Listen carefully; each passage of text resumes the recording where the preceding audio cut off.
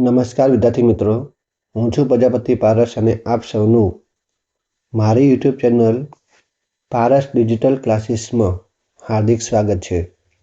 આજે આપણે ધોરણ 12 કોમર્સ એકાઉન્ટ ભાગ 1 અને એની અંદર ચેપ્ટર નંબર 1 ભાગીદારી વિશે પ્રવેશ એ આપણે જોવાનું છે. તો વિદ્યાર્થી મિત્રો, અગાઉના 4 લેક્ચરની અંદર આપણે થિયરી જોઈ હતી. આજે આપણે ભાગીદારના મૂડી ખાતા, ચાલુ ખાતા અને નફા નુકસાન ફાળવણી ખાતાની માહિતી લેવાની છે. વિદ્યાર્થી મિત્રો, લેક્ચરની શરૂઆત કરતાં પહેલાં આપણે આજનો સુવિચાર જોઈ વાળીએ. તો જીવનમાં આજને માટે અને સદાયને માટે સૌથી સારો મિત્ર એટલે પુસ્તક. જીવનમાં આજને માટે અને સદાયને માટે સૌથી સારો મિત્ર એટલે પુસ્તક. હવે વિદ્યાર્થી મિત્રો, લેક્ચરની શરૂઆત કરીએ તો એ પહેલાં આપણે ગયા લેક્ચરની અંદર આપણે એ શીખ્યા હતા કે તો કોઈ પણ ભાગીદારી પેઢી હોય એ ભાગીદારના મૂડી ખાતા બે રીતે રાખશે. એક રાખશે અસ્થિર મૂડી ખાતાની પદ્ધતિ અને એક આવશે સ્થિર મૂડી ખાતાની પદ્ધતિ. અસ્થિર મૂડી ખાતાની પદ્ધતિને હંગામી મૂડી ખાતા પદ્ધતિ પણ કહેવામાં આવે છે, જ્યારે સ્થિર મૂડી ખાતાની પદ્ધતિને આપણે કાયમી મૂડી ખાતા પદ્ધતિ તરીકે પણ ઓળખવામાં આવે છે. વિદ્યાર્થી મિત્રો, આ બંનેમાં તફાવત શું? તો એ આપણે ગયા લેક્ચરમાં જોયું હતું અને એની વ્યાખ્યા પણ આપણે જોઈ હતી.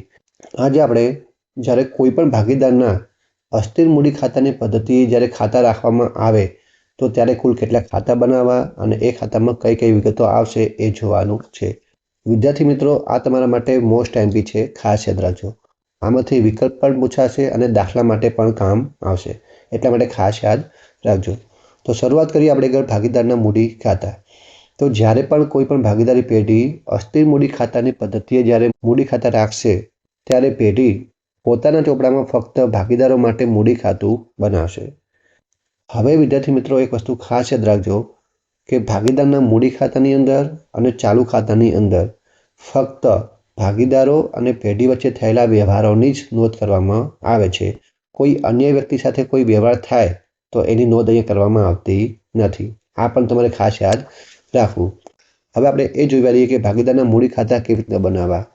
તો એમાં તમારી ઘર તારીખ, વિગત અને અ અને બ, અહીંયા બે ભાગીદાર છે, અ અને બ. જો 3 ભાગીદાર હોય તો 3 ખાતા બનાવવાના, અ, બ અને ક. જેટલા પણ ભાગીદાર હોય એટલા ખાતા બનાવવાના. તો તારીખ, વિગત, અ, બ, તારીખ, વિગત, અ અને બ. હવે ભાગીદારના મૂડી ખાતામાં બે બાજુ હશે, એક ઉધાર બાજુ હશે અને એક જમા બાજુ. એકાઉન્ટની અંદર ડાબી સાઈડ હંમેશા ઉધાર બાજુ આવશે અને જમણી સાઈડ હંમેશા જમા બાજુ આવશે. હવે આપણે જોઈ વાળીએ કે ભાગીદારના મૂડી ખાતામાં કઈ કઈ વિગતો આવશે. તો એની પહેલાં એક વસ્તુ ખાસ સમજી લઈએ કે જે તમારે પરીક્ષા માટે ખૂબ જ આઈએમપી છે. તો પેલું છે કે ભાગીદારોની મૂડીમાં વધારો કરતા વ્યવહારો મૂડી અથવા ચાલુ ખાતાની જમા બાજુ આવે. આ વસ્તુ ખાસ યાદ રાખજો, તમારા માટે વેરી મોસ્ટ આઈએમપી છે કે ભાગીદારોની મૂડીમાં વધારો કરતા વ્યવહારો એ હંમેશા મૂડી અથવા ચાલુ ખાતાની જમા બાજુ આવે, એટલે કે આ બાજુ આવશે. ભાગીદારનો કોઈ પણ વ્યવહાર હોય એ જો ભાગીદારની મૂડીમાં વધારો કરતો હોય તો એ આપણે ચાલુ ખાતાની અંદર અથવા મૂડી ખાતાની અંદર જમા બાજુ લખવાનું અને એને આપણે આવક સમજવાની. અને બીજો મુદ્દો છે કે ભાગીદારોની મૂડીમાં ઘટાડો કરતા વ્યવહારો એ મૂડી અથવા ચાલુ ખાતાની ઉધાર બાજુ આવે. આ પણ વસ્તુ તમારે ખાસ યાદ રાખવી. હવે આપણે આગળ જોઈ વાળીએ કે ભાગીદારના મૂડી ખાતાની અંદર ઉધાર બાજુ કઈ કઈ વિગતો આવશે. તો શરૂઆતની અંદર બાકી આગળ લાવ્યા, એટલે કે મૂડી ખાતાની શરૂઆતની ઉધાર બાકી, જેની ઉધાર બાકી હોય એ ઉધાર બાજુ મૂકવાની અને જમા બાકી આપેલી હોય તો જમા સાઈડ મૂકવાની. એના પછી ઉધાર સાઈડ બીજા નંબરની અંદર ઉપાડ ખાતે. ભાગીદાર કોઈ પણ પ્રકારનો ઉપાડ કરે, પછી રોકડ હોય, બેંકમાંથી ઉપાડ કરે અથવા કોઈ પણ મિલકત ઉપાડ કરતો હોય તો એની નોંધ ભાગીદારના મૂડી ખાતાની અંદર ઉધાર સાઈડ કરવી. એના પછી ઉપાડ પર વ્યાજ. જો ઉપાડ પર વ્યાજ ગણવાનું હોય તો ઉપાડની નીચે, એટલે કે ભાગીદારના મૂડી ખાતાની અંદર ઉધાર સાઈડ તે આગળ આવશે. એના પછી નફા નુકસાન ફાળવણી ખાતે વહેંચણી પાત્ર ખોટ. જ્યારે તમે નફા નુકસાન ફાળવણી ખાતું બનાવશો તો એ નફા નુકસાન ફાળવણી ખાતાની અંદર જે ખોટ આવશે એ તમારે ભાગીદારના મૂડી ખાતાની અંદર ઉધાર સાઈડ લાવવાની. અને એના પછી છેલ્લે જ્યારે તમે મૂડી ખાતા બંધ કરશો અને જમા સાઈડનો સરવાળો વધુ આવશે ત્યારે એ સમયમાં તમને આગળ ઉધાર સાઈડ તમને બાકી મળશે. તો આ જે બાકી મળશે તો તે લખવાનું બાકી આગળ લઈ ગયા અને આ ગણાશે મૂડી ખાતાની જમા બાકી. કારણ કે જમા સાઈડનો સરવાળો વધુ હોય તો તફાવત ક્યાં આવશે? ઉધાર સાઈડ આવશે. એટલા માટે એને જમા બાકી કહેવામાં આવે છે. હવે વિદ્યાર્થી મિત્રો એના પછી તો જમા સાઈડની અંદર શરૂઆતમાં આવશે બાકી આગળ લાવ્યા મૂડી ખાતાની શરૂઆતની જમા બાકી. તો શરૂઆતમાં જમા બાકી આવશે કારણ કે જમા સાઈડ છે. એના પછી રોકડ, બેંક અથવા અન્ય મિલકત કોઈ પણ ભાગીદાર વધારાની મૂડી લાવે, કોઈ પણ ભાગીદાર વધારાની મૂડી લાવશે એ પછી રોકડમાં લાવે, બેંક સિલકમાં લાવે, અન્ય મિલકતમાં લાવે કે કંઈ પણ પ્રકારની મિલકત લાવે અથવા કોઈ પણ પ્રકારની મિલકત લાવશે તો એને આપણે ભાગીદારના મૂડી ખાતાની અંદર જમા સાઈડ લખવી. જો ભાગીદાર કોઈ મિલકત લાવે તો એની મૂડી વધે, તો મૂડી વધે તો હંમેશા ક્યાં આવશે? જમા સાઈડ આવશે. એ આપણે આગળ જોઈ ગયા હતા કે ભાગીદારોની મૂડીમાં વધારો કરતા વ્યવહારો હોય એ મૂડી અથવા ચાલુ ખાતાની જમા બાજુ આવે. એના પછી મૂડી પર વ્યાજ. જો તમારે મૂડી પર વ્યાજ ગણવાનું હોય તો તમારે મૂડી પર વ્યાજ ભાગીદારના મૂડી ખાતાની અંદર જમા સાઈડ આવશે. એના પછી પગાર ખાતે. ભાગીદારને પગાર આપવાનો હોય, બોનસ આપવાનું હોય, કમિશન આપવાનું હોય કે મહેનતાણું આપવાનું હોય, ભાગીદારને કંઈ પણ પ્રકારનો પગાર આપવાનો હોય, બોનસ, કમિશન, મહેનતાણું, તો એ બધું જ ભાગીદારની મૂડીમાં વધારો કરે. એટલા માટે એ બધા જ ભાગીદારના મૂડી ખાતામાં જમા સાઈડ આવશે. એના પછી નફા નુકસાન ફાળવણી ખાતાની અંદર આપણને જે વહેંચણીપત્ર નફો મળ્યો હોય એ આપણે ભાગીદારના મૂડી ખાતાની અંદર જમા સાઈડ લાવવાનું. આ પણ વસ્તુ તમારે યાદ રાખવાનું. જો નફો આવે તો ભાગીદારના મૂડી ખાતામાં જમા સાઈડ અને ખોટ આવે તો પછી ભાગીદારના મૂડી ખાતાની અંદર ઉધાર સાઈડ. એના પછી તમારે આવશે બાકી આગળ લઈ ગયા મૂડી ખાતાની ઉધાર બાકી. જો કોઈ પણ ભાગીદારની ઉધાર સાઈડનો સરવાળો વધુ આવતો હોય તો એનો તફાવત તમારે મૂકવાનો જમા સાઈડ. અને અહીંયા જે બાકી મળશે એ ગણાશે ભાગીદારની મૂડી ખાતાની ઉધાર બાકી. તો આ વસ્તુ તમારે ખાસ યાદ રાખવાનું છે. અહીંયા ફક્ત પેઢી અને ભાગીદાર વચ્ચે જે વ્યવહાર થયા હોય એ જ ફક્ત આવશે. હવે આપણે વિદ્યાર્થી મિત્રો કે આ મૂડી ખાતામાંથી કેટલા પ્રશ્નો પૂછાશે અને કયા કયા પ્રશ્નો પૂછાશે? તો એક આવશે ઉપાડ પર વ્યાજ આવશે. ઉપાડ પર વ્યાજ એ ભાગીદાર માટે શું કહેવાય? આવક કે ખર્ચ? જો મૂડી ઘટે તો એના માટે ખર્ચ ગણાશે. હવે એવી જ રીતનો બીજો પ્રશ્ન કે મૂડી પર વ્યાજ. તો ભાગીદાર માટે મૂડી પર વ્યાજ શું ગણાય? તો મૂડી પર વ્યાજ ભાગીદારને મળે એટલા માટે એના માટે આવક ગણાશે. અને મૂડી પર વ્યાજ ભાગીદારને મળતું હોવાથી એની મૂડી વધશે. તો મૂડીમાં વધારો કરતા જેટલા પણ વ્યવહારો હોય એ મૂડી અથવા ચાલુ ખાતાની જમા બાજુ આવશે. અને જમા બાજુ જે પણ તમને પ્રશ્ન પૂછે તો તમારે એને આવક સમજવાની અને ઉધાર સાઈડ પ્રશ્ન પૂછે તો તમારે એને ખર્ચ ગણવાનો. આ બે વસ્તુ ખાસ યાદ રાખજો તો તમારામાં ભૂલ પડશે નહીં. હવે આપણે આગળ જોઈ રહીએ કે સ્થિર મૂડી ખાતાની પદ્ધતિમાં કયા કયા ખાતા બનાવવા અને એમાં કઈ કઈ વિગતો આવશે. તો હવે આપણે સ્થિર અથવા કાયમી મૂડી ખાતાની પદ્ધતિ. તો જ્યારે કોઈ પણ ભાગીદારી પેઢી એ સ્થિર અથવા કાયમી મૂડી ખાતાની પદ્ધતિએ હિસાબો રાખતી હશે ત્યારે તે પોતાના ચોપડે ભાગીદારો માટે મૂડી ખાતું બનાવશે અને ચાલુ ખાતું બનાવશે. આ જે બે મુદ્દા છે એ તમારે અહીંયા પણ કામ આવશે. ભાગીદારો માટે કોઈ આવક હોય અથવા મૂડીમાં વધારો કરતો વ્યવહાર હોય એ જમા સાઈડ આવશે અને ભાગીદારની મૂડીમાં ઘટાડો કરતો હોય અથવા ભાગીદાર માટે ખર્ચ હોય તો એ વ્યવહારો બધા આવશે ઉધાર સાઈડ. તો સૌ પ્રથમ આપણે ભાગીદારનું મૂડી ખાતું જોઈ રહીએ કે જ્યારે કોઈ પણ પેઢી સ્થિર અથવા કાયમી મૂડી ખાતાની પદ્ધતિએ હિસાબો રાખતી હોય ત્યારે ભાગીદારના મૂડી ખાતામાં કઈ કઈ વિગતો આવશે એ આપણે જોઈ રહીએ.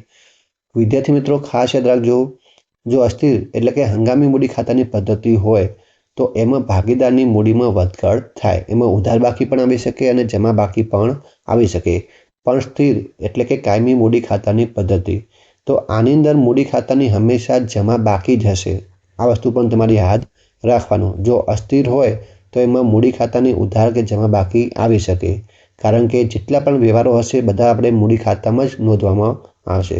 પણ જો સ્થિર હોય તો તમારે એમાં મૂડીની બાકી હંમેશા જમા બાકી જ મળશે, ક્યારે પણ ઉધાર બાકી આવશે નહીં. કારણ કે અહીંયા ભાગીદારો અને પેઢી વચ્ચે જે પણ વ્યવહાર થાય છે એ બધા વ્યવહારો અહીંયા નોંધવામાં આવતા નથી. એ બધા ચાલુ ખાતામાં નોંધવામાં આવે છે. તો હવે આપણે જોઈ રહીએ કે ભાગીદારના મૂડી ખાતાની અંદર કઈ કઈ વિગતો આવશે. તો આનું ખાતું પણ તમારે આગળ સેમ બનાવવાનું. તારીખ વિગત અબ, તારીખ વિગત અબ, જેટલા પણ ભાગીદાર હોય એટલા ખાતા બનાવવાના. તો શરૂઆત કરીએ આપણે આગળ કે ઉધાર સાઈડ શું આવશે. તો ઉધાર સાઈડ આવશે ફક્ત રોકડ, બેંક, અન્ય મિલકત ખાતે એટલે કે વધારાની મૂડી લઈ ગયા કોઈ ભાગીદાર ઉપાડ કરશે, વધારાનો ઉપાડ કરશે, કાયમી ઉપાડ કરશે તો જ તમારે અહીંયા લખવાનો. શરૂઆતનો ઉપાડ હોય તો અહીંયા લખવાનો નહીં. જો કોઈ ભાગીદાર ઉપાડ કરશે અને એ કાયમી ઉપાડ હશે તો તમને વાક્યમાં સ્પષ્ટતા કરેલી હશે. એના પછી તમારે આગળ છેલ્લે આવશે બાકી આગળ લઈ ગયા. એટલે કે ભાગીદારના મૂડી ખાતાની અંદર ઉધાર સાઈડ ફક્ત એક જ વિગત આવશે, બીજી કોઈ વધારાની માહિતી આવશે નહીં. આ તમારે આખરની બાકી છે, એટલે કે જમા બાકી છે. જમા સાઈડ વાત કરીએ તો ભાગીદારના મૂડી ખાતાની અંદર જમા સાઈડ તો શરૂઆતની મૂડી આવશે. અહીંયા મૂડી ખાતાની ફક્ત જમા બાકી જ હશે, ઉધાર બાકી ક્યારે પણ આવશે નહીં. અગાઉના મૂડી ખાતામાં આપણે બે બાકી હતી, ઉધાર પણ હતી અને જમા પણ હતી, કારણ કે એમાં ઉધાર પણ આવી શકે અને જમા પણ આવી શકે. પણ જ્યારે સ્થિર એટલે કે કાયમી મૂડી ખાતાની પદ્ધતિ હોય તો એની અંદર હંમેશા મૂડી ખાતાની જમા બાકી જ હોય. એના પછી કોઈ ભાગીદાર વધારાની મૂડી લાવશે તો એ તમારે અહીંયા આવશે. એના પછી આપણે જોઈ વાળીએ ભાગીદારનું ચાલુ ખાતું. તો ચાલુ ખાતાની અંદર કઈ કઈ વિગતો આવશે એ આપણે જોઈ વાળીએ. તો એની અંદર ઉધાર સાઈડ. તો એક વસ્તુ ખાસ યાદ રાખજો કે અગાઉના જે મૂડી ખાતામાં જે ઉધાર સાઈડ વસ્તુ આપેલી હતી એ બધી જ વસ્તુ અહીંયા આવશે, સિવાય કે વધારાનો ઉપાડ. અને અગાઉના મૂડી ખાતાની અંદર જમા સાઈડ જેટલી પણ વિગતો હતી એ બધી જ વિગતો અહીંયા આવશે, સિવાય કે તમારે મૂડી ખાતાની જમા બાકી અને વધારાની મૂડી. તો હવે આપણે જોઈ વાળીએ કે ભાગીદારના ચાલુ ખાતાની અંદર ઉધાર સાઈડ કઈ વિગતો આવશે. તો વિદ્યાર્થી મિત્રો, તમારે આ ખાતું પણ તમારે મૂડી ખાતા જેવું જ બનાવવાનું, પણ નામ હશે ફક્ત ચાલુ ખાતું. તો હવે આપણે જોઈ વાળીએ ભાગીદારના ચાલુ ખાતા. તો ભાગીદારના ચાલુ ખાતાની અંદર ઉધાર સાઈડ પહેલી વિગત આવશે બાકી આગળ લાવ્યા, ચાલુ ખાતાની શરૂની ઉધાર બાકી. જો કોઈ પણ ભાગીદારની ચાલુ ખાતાની ઉધાર બાકી હોય તો એ તમારે અહીંયા મૂકવાની, અને જમા બાકી હોય તો તમારે જમા સાઈડ મૂકવાની. આ પણ વસ્તુ ખાસ યાદ રાખજો. પછી ઉપાડ આપેલો હોય, ભાગીદારે કરેલ ઉપાડ આપેલો હોય તો તમારે અહીંયા આવશે. શરૂનો ઉપાડ હોય તો તમારે અહીંયા લખવાનો અને કાયમી ઉપાડ હોય તો તમારે અહીંયા લખવાનો. આ વસ્તુ પણ ખાસ યાદ રાખજો. એના પછી ઉપાડ પર વ્યાજ. તો ઉપાડ પર વ્યાજ તમારે અહીંયા લખવાનું છે નહીં. એ ક્યાં આવશે તો કે ચાલુ ખાતાની અંદર ઉધાર સાઈડ. પછી ચાલુ ખાતાની ઉધાર બાકીનું વ્યાજ એ પણ તમારે અહીંયા લખવાનું. એના પછી તમે જ્યારે નફા નુકસાન ફાળવણી ખાતું બનાવ્યું છે અને એમાં જો ખોટ મળી હશે તો એ ખોટ તમારે આગળ ભાગીદારના ચાલુ ખાતાની અંદર ઉધાર સાઈડ લાવવાની. જો તમે અસ્થિર મૂડી ખાતાની પદ્ધતિએ દાખલો ગણતા હો તો તમારે જે પણ ખોટ આવી હોય એ આવશે ભાગીદારના મૂડી ખાતામાં, પણ જો ચાલુ ખાતા બનાવ્યા હોય તો તમારા ચાલુ ખાતામાં જ લખવાનું. અને ચાલુ ખાતા ન બનાવ્યા હોય એટલે કે અસ્થિર મૂડી ખાતાની પદ્ધતિ હોય તો આ આવશે મૂડી ખાતાની અંદર ઉધાર સાઈડ આવશે. એના પછી તમારે બાકી શોધવાની. જો તમારે જમા બાકી આવે તો અહીંયા આવશે, એટલે કે જમા સાઈડનો સરવાળો વધુ આવે તો તમને આગળ જમા બાકી મળશે, એ તમારે આગળ અહીંયા દર્શાવવાની. એના પછી જમા સાઈડ જોઈ વાળીએ કે જમા સાઈડ કઈ કઈ વિગતો આવશે. તો એમાં તમારે આગળ જમા સાઈડની અંદર પેલું આવશે બાકી આગળ લાવ્યા, એટલે કે ચાલુ ખાતાની શરૂઆતની જમા બાકી. જો જમા બાકી આપેલી હોય તો અહીંયા લખવાની. એના પછી આવશે ચાલુ ખાતાની જમા બાકીનું વ્યાજ. આ પણ પ્રશ્ન આપી છે, ખાસ યાદ રાખજો કે ચાલુ ખાતાની જમા બાકીનું વ્યાજ એ તમારે ભાગીદારના ચાલુ ખાતાની અંદર જમા સાઈડ આવશે. તમારે ચાલુ ખાતાની જમા બાકી આપેલી હોય એની નીચે તમારે વ્યાજ આવશે. તમારે આ પ્રશ્ન અને એક આ પ્રશ્ન, આ બંને પ્રશ્ન તમારા માટે આઈએમપી છે, એ પછી હું તમને સમજાવું. એના પછી મૂડી પર વ્યાજ હોય તો એ પણ તમારે આગળ ભાગીદારના ચાલુ ખાતાની અંદર જમા સાઈડ આવશે. જો એકલું મૂડી ખાતું બનાવ્યું હોય તો આ આવશે મૂડી ખાતામાં, પણ તમે મૂડી ખાતું ચાલુ ખાતું બંને બનાવ્યા હોય તો મૂડી પર વ્યાજ તમારે ચાલુ ખાતામાં લખવાનું. પછી પગાર, બોનસ, કમિશન, મહેનતાણું આ બધું તમારે આગળ ભાગીદારના ચાલુ ખાતામાં જમા સાઈડ આવશે. કોઈ પણ ભાગીદારને આપણે પગાર આપવાનો હોય, બોનસ આપવાનું હોય, કમિશન આપવાનું હોય, મહેનતાણું આપવાનું હોય તો એ બધું જ તમારે ભાગીદારના ચાલુ ખાતામાં જમા સાઈડ આવશે. એના પછી જો તમે નફા નુકસાન ફાળવણી ખાતું બનાવ્યું હોય અને એમાં જો તમને નફો મળે તો તમારે ભાગીદારના ચાલુ ખાતાની અંદર જમા સાઈડ લાવવાનો. જો ખોટ આવે તો ઉધાર સાઈડ અને નફો મળે તો તમારે જમા સાઈડ. પણ જો તમે આગળ મૂડી ખાતું બનાવ્યું હોય ફક્ત અને ચાલુ ખાતું ન બનાવ્યું હોય, એટલે કે તમે અસ્થિર મૂડી ખાતાની પદ્ધતિ દાખલો ગણતા હો તો આ તમારે આવશે ભાગીદારના મૂડી ખાતામાં આવશે. ચાલુ ખાતામાં કશું આવશે નહીં, કારણ કે ખાતું બનાવવું પડશે નહીં. હવે એના પછી તમારે આગળ આવશે બાકી આગળ લઈ ગયા. જો તમારે ચાલુ ખાતાની અંદર કોઈ પણ ભાગીદારનો ઉધાર સાઈડનો સરવાળો વધુ આવતો હોય તો એને ઉધાર બાકી મળશે, અને ઉધાર બાકી હોય તો તમારે આવશે જમા સાઈડ આવશે. ક્યાં આવશે તો કે નીચે આવશે બાકી આગળ લઈ ગયા, ચાલુ ખાતાની આખરની ઉધાર બાકી. ઉધાર સાઈડનો સરવાળો વધુ હોય તો તફાવત અહીંયા આવશે, અને જમા સાઈડનો સરવાળો વધુ હોય તો તમારે તફાવત ઉધાર સાઈડ આવશે. અને જે તફાવત ઉધાર સાઈડ આવતો હોય એને જમા બાકી કહેવાય, અને જમા સાઈડ તફાવત આવતો હોય એને કહીશું આપણે આગળ ઉધાર બાકી કહીશું. આ પણ વસ્તુ યાદ રાખજો. હવે વિદ્યાર્થી મિત્રો, આમાંથી તમારા માટે બે વેરી મોસ્ટ એમપી પ્રશ્નો છે. એમાં એક છે કે ચાલુ ખાતાની જમા બાકીનું વ્યાજ એ ભાગીદાર માટે શું કહેવાય, આવક કે ખર્ચ, અને બીજું છે ચાલુ ખાતાની ઉધાર બાકીનું વ્યાજ એ ભાગીદાર માટે શું કહેવાય, આવક કે ખર્ચ. હવે વિદ્યાર્થી મિત્રો, આ બે વસ્તુ યાદ રાખવા માટે તમારે આ બે વસ્તુ ખાસ યાદ રાખવાનું. જો ભાગીદારોની મૂડી ખાતામાં વધારો કરતા વ્યવહારો હોય એ મૂડી અથવા ચાલુ ખાતામાં જમા બાજુ આવે, તો જમા બાજુ જે હશે એ આપણે આવક ગણવાની. અને એવી જ રીતના જો ભાગીદારોની મૂડીમાં ઘટાડો કરતા વ્યવહારો હોય એ મૂડી અથવા ચાલુ ખાતાની ઉધાર બાજુ આવે, એટલે કે ઉધાર બાજુ જે પણ વ્યવહાર હશે એ તમારે એને ખર્ચ ગણી લેવાનો. તો આ બે વસ્તુ ખાસ યાદ રાખશો એટલે તમને આ બધું વસ્તુ આવડી જશે કે ભાગીદાર માટે ઉપાડ પર વ્યાજ શું કહેવાય, ભાગીદાર માટે મૂડી પરનું વ્યાજ શું કહેવાય. આવા પ્રશ્ન પૂછાતા હોય છે, તો એટલા માટે આ વસ્તુ ખાસ યાદ રાખજો. અને બીજી વસ્તુ ખાસ કે એવું પૂછે કે ચાલુ ખાતાની જમા બાકીનું વ્યાજ એ પેઢી માટે શું કહેવાય. જો ચાલુ અને મૂડી ખાતાની જમા બાજુ ભાગીદાર માટે શું આવશે, આવક આવશે, તો પેઢી માટે શું આવશે, ખર્ચ આવશે. તો એ વસ્તુ તમારે યાદ રાખવાનું કે ચાલુ ખાતાની જમા બાકીનું વ્યાજ એ પેઢી માટે ખર્ચ કહેવાશે અને ભાગીદાર માટે આવક આવશે. એ જ વસ્તુ તમારે અહીંયા યાદ રાખવાનું. એ જ વસ્તુ તમારે અહીંયા યાદ રાખવાનું કે ઉપાડ પર વ્યાજ એ પેઢી માટે શું કહેવાય, તો ભાગીદારનો જે પણ ખર્ચ હોય એ અહીંયા આવશે, ઉધાર બાજુ આવશે, તો પેઢી માટે જે આવક હશે એ ઉધાર છેડે આવશે. એટલા માટે ઉપાડ પર વ્યાજ હોય કે ચાલુ ખાતાની ઉધાર બાકીનું વ્યાજ હોય એ ગણાશે ભાગીદાર માટે ખર્ચ ગણાશે અને પેઢી માટે આવક ગણાશે. આ વસ્તુ ખાસ યાદ રાખવું. હવે એના પછી ખાસ આપણે ગણ કે નફા નુકસાન ફાળવણી ખાતું, તો એમાં કઈ કઈ વિગતો આવશે એ આપણે જોઈ વાળીએ. તો વિદ્યાર્થી મિત્રો, તમે જ્યારે નફા નુકસાન ફાળવણી ખાતું બનાવો તો સૌથી પહેલાં તમારે જેટલા પણ ભાગીદાર હોય એના નામ લખવાના, અ અને બ. તો જોઈ વાળીએ, અ અને બની ભાગીદારી પેઢીનું તારીખ 31/3/24ના રોજ પૂરા થતા વર્ષનું નફા નુકસાન ફાળવણી ખાતું. આ તમારે હેડિંગ ખાસ મારવાનું, ન કે બોર્ડમાં તમારા માર્ક્સ કાપી શકે છે. હવે નફા નુકસાન ફાળવણી ખાતું બનાવવું હોય ઉધાર બાજુ, જમા બાજુ, વિગત રકમ. જેમ તમે નફા નુકસાન ખાતું બનાવો છો તો એવી જ રીતના નફા નુકસાન ફાળવણી ખાતું બનાવવાનું. હવે બીજી વસ્તુ ખાસ યાદ રાખજો વિદ્યાર્થી મિત્રો, નફા નુકસાન ફાળવણી ખાતું એ નફા નુકસાન ખાતાનો જ એક ભાગ છે. આ પણ વસ્તુ તમારે યાદ રાખવાનું. હવે વિદ્યાર્થી મિત્રો, તમે જ્યારે નફા નુકસાન ખાતું બનાવો છો અને એમાં જો કોઈ નફો મળે અથવા ખોટ મળે, એટલે કે ચોખ્ખો નફો અને ચોખ્ખી ખોટ, એ તમારે નફા નુકસાન ફાળવણી ખાતામાં લાવવાનું. નફા નુકસાન ખાતાની અંદર જો ચોખ્ખો નફો મળે તો જમા સાઈડ આવશે અને નફા નુકસાન ખાતાની અંદર ચોખ્ખી ખોટ મળે તો એ આવશે તમારે નફા નુકસાન ફાળવણી ખાતામાં ઉધાર બાજુ આવશે. હવે આપણે એ જોઈ વાળીએ કે નફા નુકસાન ફાળવણી ખાતાની અંદર ઉધાર બાજુ કઈ કઈ વસ્તુ આવશે. પેલું છે નફા નુકસાન ખાતે ચોખ્ખી ખોટ આવશે. એના પછી ભાગીદારોની મૂડી પર વ્યાજ. અહીંયા વિદ્યાર્થી મિત્રો તમારે ખાસ યાદ રાખવાનું કે જે પણ તમે વ્યવહાર કરશો ભાગીદારના મૂડી ખાતામાં અથવા ચાલુ ખાતામાં, તો એની વિરુદ્ધ અસર તમારે નફા નુકસાન ફાળવણી ખાતામાં આપવાની. સમજો કે તમે મૂડી પર વ્યાજ ગણ્યું હોય તો મૂડી પર વ્યાજ ક્યાં આવશે, તો કે ભાગીદારના મૂડી અથવા ચાલુ ખાતાની અંદર જમા સાઈડ આવશે. તો મૂડી પર વ્યાજ એ ભાગીદારના ચાલુ ખાતાની અંદર અથવા મૂડી ખાતાની અંદર જમા સાઈડ આવતું હોય તો એની બીજી અસર આવશે નફા નુકસાન ફાળવણી ખાતાની અંદર ઉધાર સાઈડ આવશે. જે વસ્તુ અહીંયા જમા હશે એ વસ્તુ અહીંયા ઉધાર હશે અને જે વસ્તુ અહીંયા ઉધાર હશે એ વસ્તુ અહીંયા જમા હશે. એટલે કે ક્રોસમાં આપણે વ્યવહારની એન્ટ્રી કરવાની. તો ભાગીદારોની મૂડી પર વ્યાજ અહીંયા આવશે, પછી આવશે ચાલુ ખાતાની જમા બાકીનું વ્યાજ. તો ચાલુ ખાતાની જમા બાકીનું વ્યાજ ક્યાં આવશે, તો કે જમા સાઈડ આવશે. તો એ જમા સાઈડ હોય તો કે લખવાનું, તો ફાળવણી ખાતામાં ક્યાં આવશે, ઉધાર સાઈડ આવશે. આ પણ વસ્તુ ખાસ યાદ રાખવાનું. જેટલા પણ વ્યવહારો હશે જમા સાઈડ એ બધા ક્યાં આવશે, ઉધાર સાઈડ આવશે. એના પછી પગાર હોય, બોનસ હોય, કમિશન હોય કે મહેનતાણું હોય, એ બધું તમારે નફા નુકસાન ફાળવણી ખાતામાં ઉધાર સાઈડ આવશે.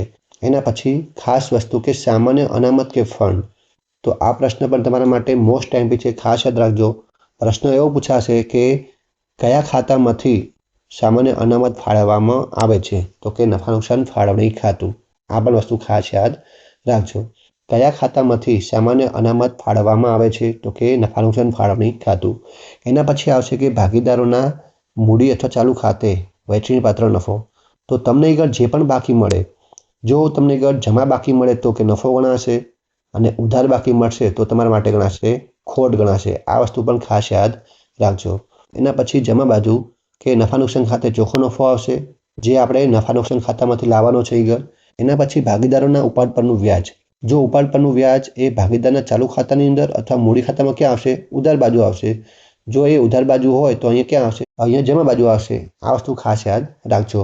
હંમેશા ચાલુ ખાતું અને મૂડી ખાતું, ચાલુ ખાતું અથવા મૂડી ખાતું અને નફા નુકસાન ફાળવણી ખાતા વચ્ચે ક્રોસમાં એન્ટ્રી થશે.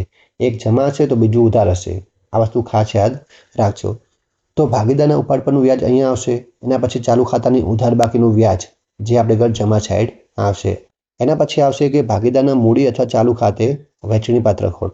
જો વિદ્યાર્થી મિત્રો તમારે એક નફો હશે અથવા ખોટ હશે, આ બંને વિગતો ભેગી સાથે આવશે નહીં. તમારે બાકી શોધવાની, જે પણ નફો કે ખોટ મળે એ તમારે ભાગીદારો વચ્ચે વહેંચવાની ઘર. તો વિદ્યાર્થી મિત્રો આટલું વસ્તુ ખાસ યાદ રાખજો.